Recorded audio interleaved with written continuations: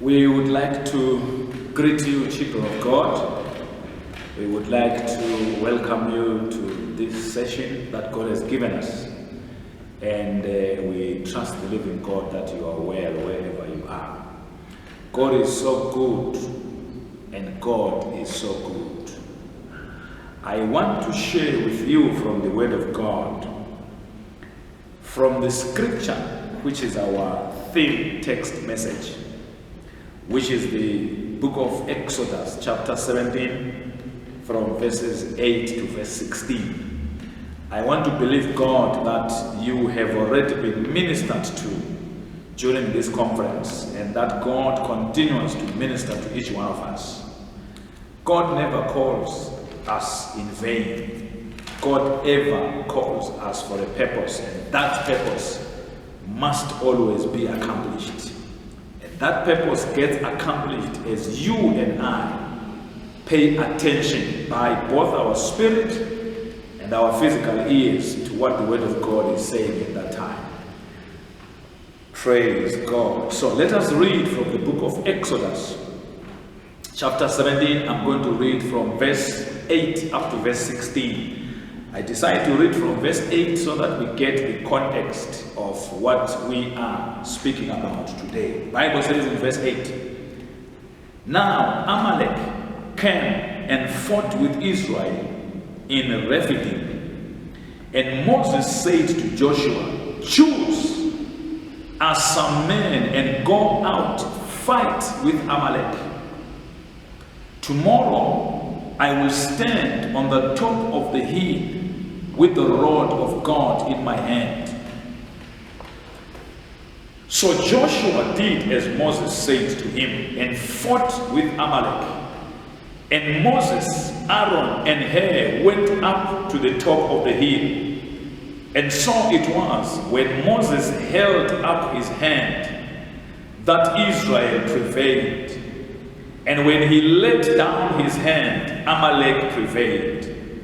But Moses' hands became heavy, so they took a stone and put it under him, and he sat on it. And Aaron and Hur supported his hands, one on one side and the other on the other side. And his hands were steady until the going down of the sun. So Joshua defeated Amalek and his people with the edge of the sword. Then the Lord said to Moses, 'Write this for a memorial in the book and recount it in the hearing of Joshua, that I will utterly blot out the remembrance of Amalek from under heaven.' And Moses built an altar and called its name, 'The Lord is my banner,' or Yahweh Nissi. 'The Lord is my banner.' For he said, 'Because the Lord has sworn, the Lord will have war with Amalek from generation to generation.'" Praise God. Let's just take a moment and pray. Father, we thank you for your word. We commit it into your hands and we submit it to the throne room of grace. Let it come out with power, healing, and anointing, to the end that your name shall be glorified. Bless your children as they sit and listen to the teaching of your word. In the name of Jesus Christ we have prayed. And all God's people said, Amen.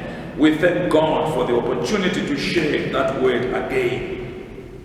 The subject of our message today is lifting up the banner of the Lord, taken from the theme of the conference, lifting up the banner of the Lord. Or in other words, that simply means allowing the Lord to fight for us, allowing the Lord Jehovah God to fight for us as his children. Now, the account of the scriptures where we read gives us a narrative. You would remember that the children of Israel had come out of the land of Egypt, which land was a land of bondage. And as they came out by a great deliverance and a mighty hand from God, they went through the Red Sea and they went into the wilderness. And as they got into that wilderness, remember, they were en route to the promised land. And when they got to that wilderness, the Bible says at a certain point, the Amalekites came against the army of Israel. And they began to fight against them. And the Bible says Moses then assigned Joshua and said to Joshua, go down the valley or go to the ground, go and fight the armies of the Amalekites. I want you to see that this is a picture of the church, you and me, having been delivered from the land of bondage, which is the land of sin.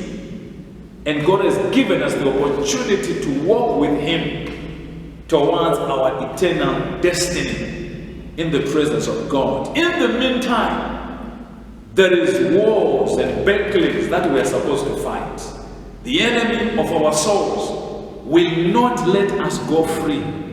The enemy of our souls will not let us escape the challenges and the battles that may, in his thoughts and opinions, take us back to the land of captivity. So this is a picture of the church. So we're not just talking about the story of the children of Israel. We are bringing in a narrative. We are bringing in a practical picture of what you and me as a church, as the church of the living God, are going to come through or walk through. So there are battles that we are supposed to fight. And the enemy will always fight. And the enemy of our souls will bring temptation. He's going to bring onslaughts from the pit of hell to try and derail the church, to frustrate the church, to destroy your life, to kill your faith, to annihilate your faith in God. And so we see that in the picture of Moses and the Israelites against the Amalekites. So there is a battle and there is a war. There are battles and a war to be fought by every believer and by every church of God. So let's be awake, alert, wake up, and walk circumspectly, as the Bible says. Because in this world we are going to have wars, battles that the enemy will fight. So let's go back to our picture and see then what happens in the picture of Joshua, Moses, and the children of Israel. Number one, Joshua fight the battle on the ground. Moses says to Joshua, go to the ground, fight with Amalek. Now I want you to see a picture there. Joshua is fighting on the ground, and he is carrying swords, spears, and weapons that he is using to destroy the Amalekites. And the army of the Amalekites are fighting, running into battles, and wanting to destroy the people of Israel. That is on the ground. The Bible says Joshua was set to fight Amalek on the ground. But I want you to see also that as Joshua fights the Amalekites on the ground, it will show us the picture of you and I as believers. God has given us weapons of war by which we can fight the kingdom of darkness. The name of Jesus, the word of God, the power of the Holy Spirit, the sword of the Spirit, which is the word. We can command the kingdom of darkness. We can command Satan or temptation, demonic forces. We can cast them out. We can resist them in the name of Jesus. So this is a picture of Joshua on the ground fighting the enemy, casting out demons in the church picture today, dealing with satanic attacks, breaking curses, coming against temptation, and doing all the spiritual warfare that we will normally do when we are faced with a battle. That's the picture of the church, fighting on the ground, the name of Jesus, the word of God. We are able to bind the enemy, we are able to cast out demons, we are able to deal with the enemy on the ground, us doing the work of ministry, using the name of Jesus, dealing dealing with the kingdom of darkness, fighting the battles of the Lord, snatching out sinners into the kingdom, and fighting in as much as the enemy comes against us by demonic forces, by the rowdy crowd of the unbelievers, by sickness and disease, against all temptation. We are fighting using the weapons that the Lord has given us, in as much as Joshua was fighting on the ground and using every necessary available weaponry that he had at that time. I'm saying all these things to draw your attention to my point number 2, which is very important. Point number 1, equally as important. But listen to point number 2. That's where I want to zero on the lifting up the banner of the Lord. My point number 2 says, Moses fights the battling on the top of the mountain, or on the top of the hill. Joshua was fighting on the ground, but Moses fights on the top of the hill. This is one battle, by the way. These are the Israelites. We don't want to separate Joshua from Moses. We use them collectively, but I want you to see the different levels and dimensions by which they operated at the time when that scripture was written. This day the Lord has made a vow to defeat the Amalekites. Moses builds an altar and calls it Jehovah Nissi. Moses fights on the mountain. Now, the Bible has said very clearly, when Joshua was assigned to fight on the ground, Moses, Aaron, and Hur, the 3 of them went up to the hill. The Bible says very loud and clear, Moses lifted up his hands unto the Lord. And as long as the hands of Moses were lifted up, Joshua on the ground gained victory against the Amalekites. When Moses' hands, naturally, when you keep your hands up, they get tired. The moment the hands of Moses started coming down, Joshua was being defeated on the ground. And then Moses hatched a plan and said, okay, so Joshua is fighting on the ground. Moses is up on the hill. His hands are tired. And Joshua, rather Aaron and Hur, they lift up his hands. They support him on one side, one on the other side, and the other on the other side. They keep his hands lifted up. And the Bible tells us that the moment they did that, Joshua on the ground gained victory over the Amalekites. Let's read that again. Let's just refer. But Moses' hands, verse 12, became heavy. So they took a stone and put it under him, and he sat on it, and Aaron and Hur supported his hands, one on one side and the other on the other side. And his hands were steady until the going down of the sun. So Joshua defeated Amalek and his people with the edge of the sword. When Moses' hands were lifted up and kept lifted up, Joshua defeated the Amalekites and he routed them and overcame them by the edge of the sword. But I want you to see, Church of God, that the victory was not necessarily on the ground with Joshua or by Joshua, but the victory was up the hill with Moses' hands lifted up. That is a sign of worship, and that is a sign of surrender. When Moses lifted up his hands in worship, the armies of Joshua on the ground defeated the Amalekites. So what am I saying to the Church of God today? Aaron and Hur had to assist the hands of Moses so that worship and surrender was kept flowing up to the throne of God. And as that happened, Joshua on the ground gained victory. Remember, I said, this is not a separation. These are not distinct armies and groups. Joshua there and Moses, this is the same army. But there were different levels that operated or were operating when they were fighting, and the battle was won. When the battle was won by Joshua on the ground, practically and physically, the battle was also won by all Israel. But it came from the hands of Moses as he lifted them up as a sign of worship and surrender unto God. May I challenge the church of God today. You and me, we fight the battles.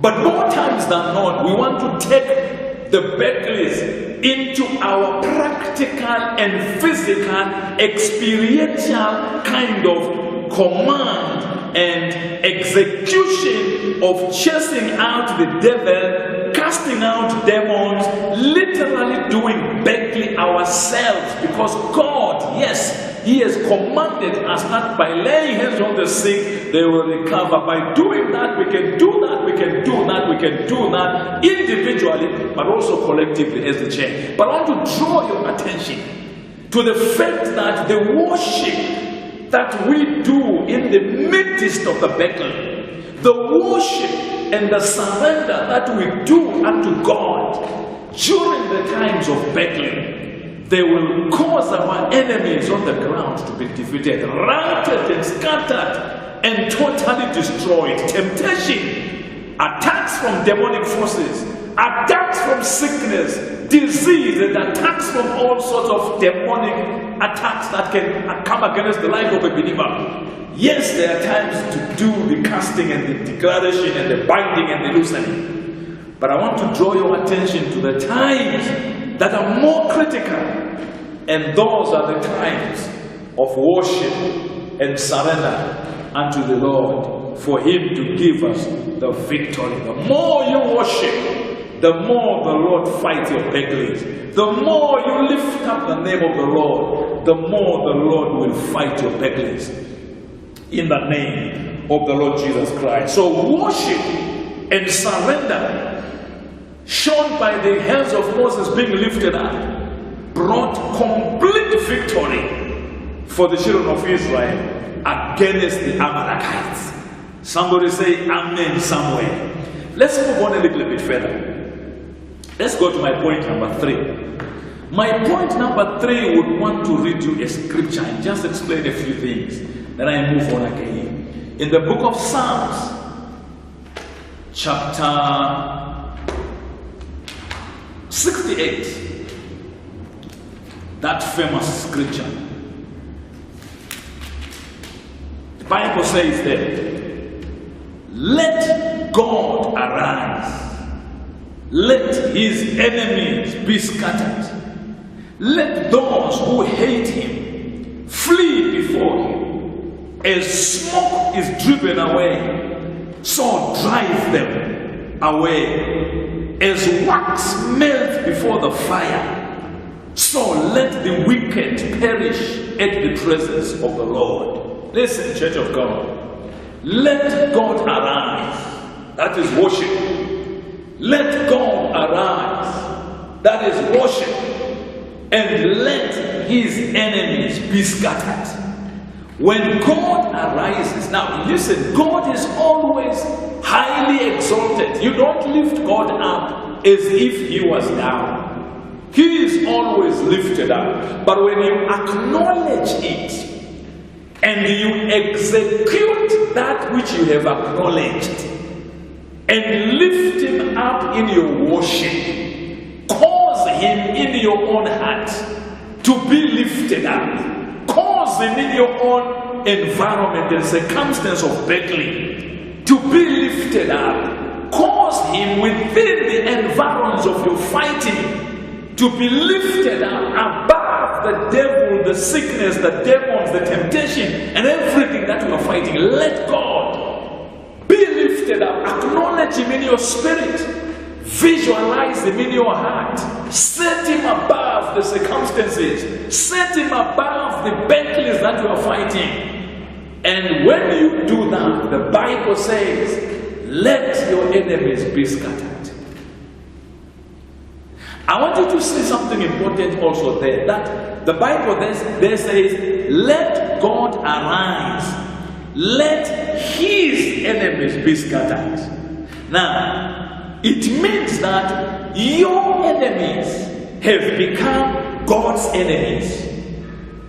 So whoever fights against you, fights against God.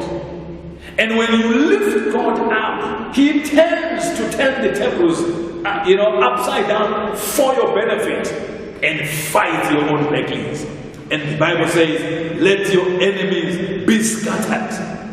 And then it goes on to say, let those also who hate him flee before him, as smoke is driven away. So drive them away. Now I can imagine a situation of smoke when there is wind. When wind blows, the smoke just disappears. Doesn't matter how thick a cloud of smoke it was. When wind blows, the smoke just evaporates into nothingness. The Bible says, when God is arisen in your own heart, when you worship and lift him up, the enemies that are yours, who have become his enemies, will vanish before you like smoke in the midst of a windy day. But also the Bible says, as wax melt before the fire, so let the wicked perish at the presence of the Lord. Now the wicked in this case is not necessarily talking about people. It's talking about the wickedness that comes against the believer, the temptation that comes against the believer, the battles that the kingdom of darkness brings against the believer. The Bible says, when God is lifted up in your worship, in your own spirit, you can see, you can look at God and see him lifted up. You can see him high above your circumstances. The moment you enthrone him in your life like that, the Bible says, your enemies will melt like wax before fire. If ever there is anything that will destroy wax in less than no time, put fire close to wax. Wax just goes and it melts and disappears. Let your enemies, that which fights the believer, that Amalekite which is fighting your life, which is fighting your progress in God, which is fighting your destiny in God, which is fighting your ministry in God, which is fighting your purpose in God, which is fighting anything that you rise up to do for God. That is a wicked enemy against you, who is going to melt like wax in the presence of your worship and acknowledgement of who God is. Bible says, let them disappear. And when wax melts and smoke disappears in the face of wind, you can't trace it again. It disappears and goes away completely. And you know you are totally exonerated and totally set free from whatever challenge has been coming against your life. Remember, we are speaking about lifting up the banner of the Lord.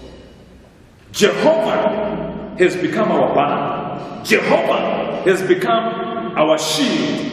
Jehovah has become our weapon. He fights our battles because we exalt him and we worship him and we put up his name high above every other name. Number 4.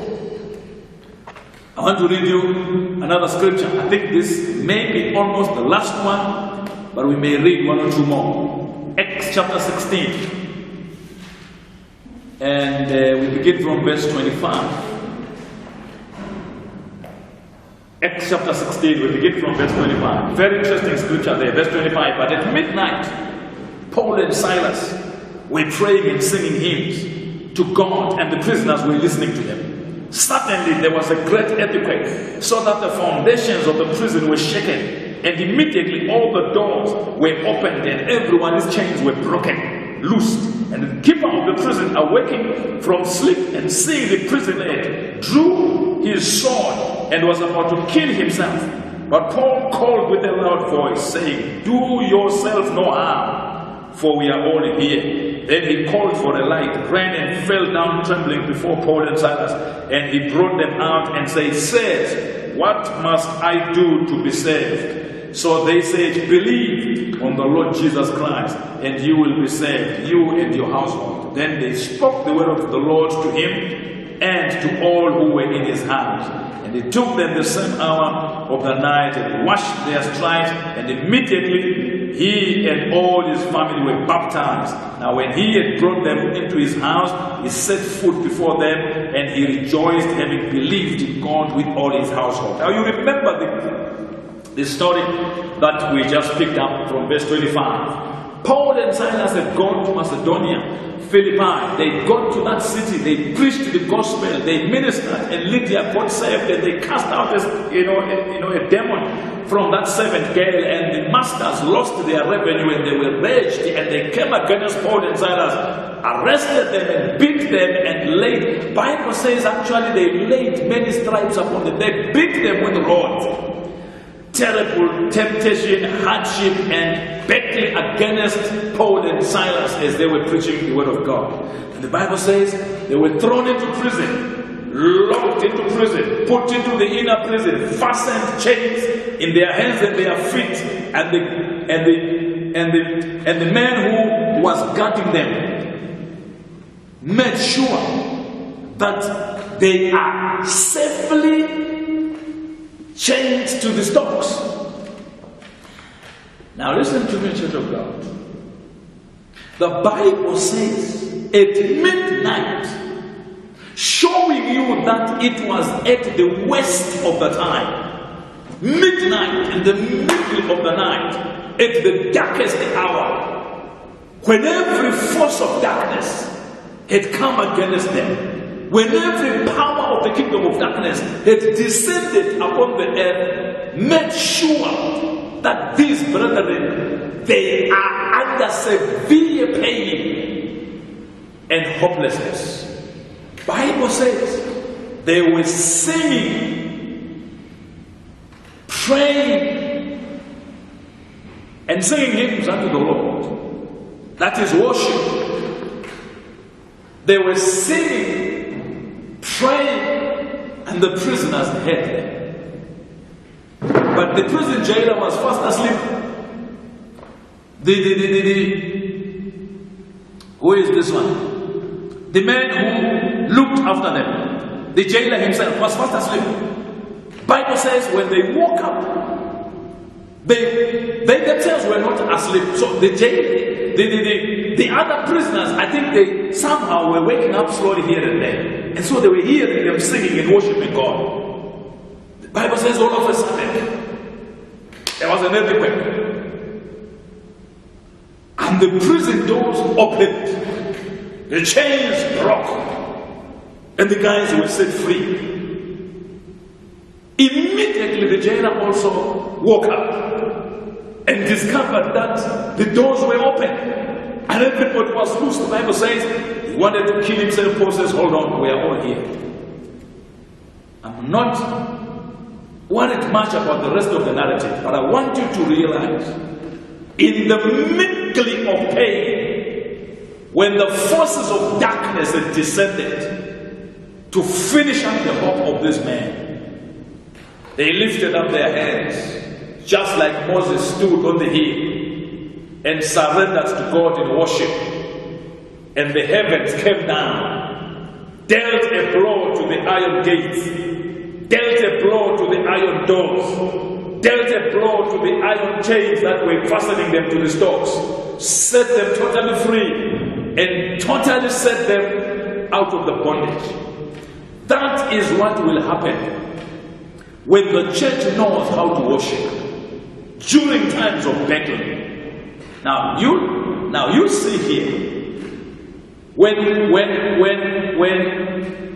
when Paul and Silas were worshiping, it was not during a church service where everything was sweet and good. All brethren around, we're excited, we've just said we've been praying, good prayers, now it's time for worship. This was a difficult time of battling, time of intense battling, temptation and hardship, pain that had come upon them. But it was at that time that they knew how to lift up the name of the Lord. Let God arise. Let his enemies be scattered. You see, you are lifting up the name of the Lord in the midst of the enemies.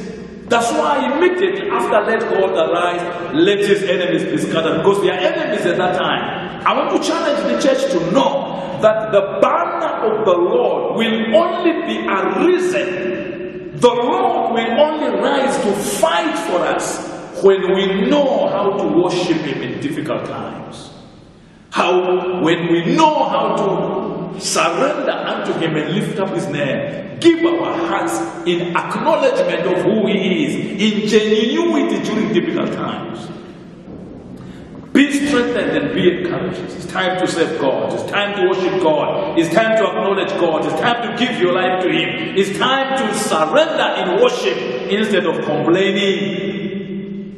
We miss our victories and get defeated because we sidetrack and concentrate on the pain, when we are supposed to keep focused on him who loved us and gave himself for us, the Lord Jesus himself. Somebody say amen out there.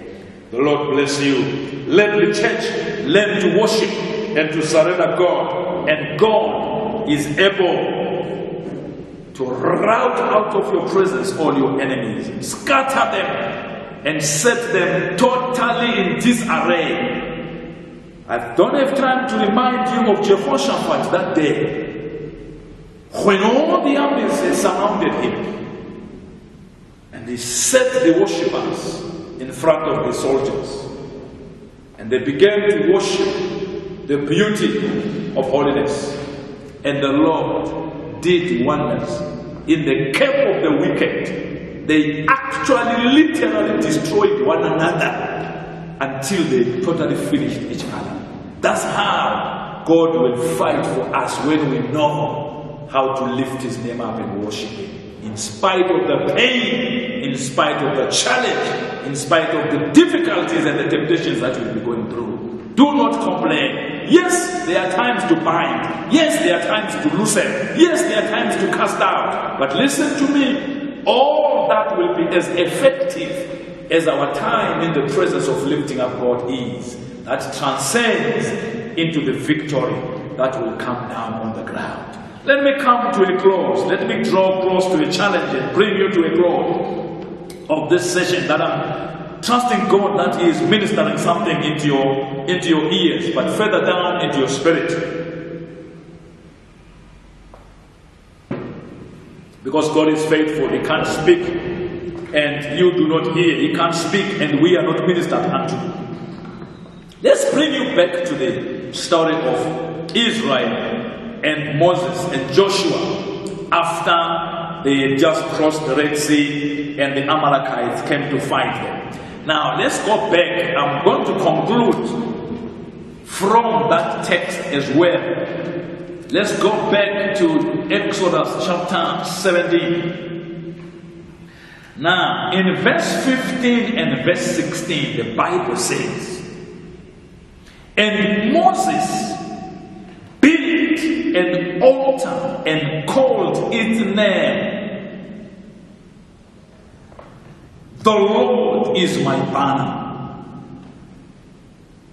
For he said, because the Lord has sworn, the Lord will have war with Amalek from generation to generation." Now, this is the New King James Version that I'm reading from. If you were to read in the Old King James Version, "And Moses built an altar and called its name Yahweh Nisi," or Jehovah Nisi, being interpreted and translated, "The Lord is my banner." Now, listen to me. The altar represents a place of contact and communication, interaction between a deity and the subjects that worship that deity.